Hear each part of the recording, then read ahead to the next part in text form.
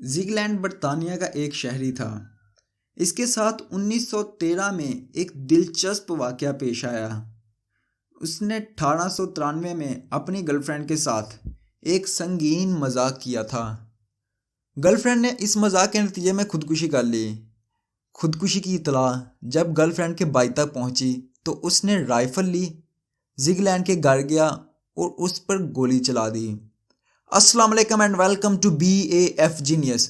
تو ویڈیو کے بقیہ حصے کی جانب بڑھنے سے پہلے میری نئے آنے والے دوستوں سے گزارش ہے کہ میرے چینل کو سبسکرائب ضرور کریں اور ساتھ لگے بیل کے آئیکن پر بھی کلک کر دیں تاکہ میں جب بھی کوئی نئی ویڈیو اپلوڈ کروں آپ کو نوٹیفیکیشن مل جائے۔ تو بڑھتے ہیں ویڈیو کے بقیہ حصے کی جانب۔ گولی زیگلینڈ کے سر کے قریب سے گزر کر درخت میں لگ گئی۔ زیگلینڈ وہاں سے بھاگ گیا۔ بعد از حملہ آور کو پولیس نے گرفتار کر لیا۔ دونوں خاندانوں کی صلح ہوئی اور یوں زندگی کا سفر آگے کی طرف چل نکلا۔ اس واقعے کے 20 سال بعد 1913 میں زیگلینڈ نے اس درخت کو کاٹنا شروع کر دیا، لیکن درخت کا تنا موٹا اور سخت تھا، چنانچہ درخت زیگلینڈ سے نہیں کٹ رہا تھا۔ زیگلینڈ نے درخت کو گرانے کے لیے اس کی جڑوں میں ڈائنامائٹ لگا دیا۔ ایک زوردار دھماکہ ہوا۔ اس دھماکے نے درخت کو ہلا کر رکھ دیا۔ درخت کے تنے میں چھپی ہوئی گولی باہر نکلی اور اڑتی ہوئی زیگلینڈ کے سر پر لگی۔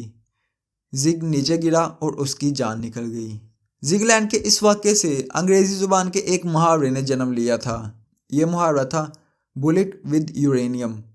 بعض اوقات قدرت کس طرح 20 سال پہلے چلائی ہوئی گولی کو ایکٹیو کر دیتی ہے اور انسان 20 سال بعد ہی صحیح لیکن قدرت کے فیصلوں کی زد میں آ جاتا ہے۔ تو ناظرین، آج کے لیے بس اتنا ہی۔ امید ہے آپ کو میری یہ ویڈیو پسند آئی ہوگی۔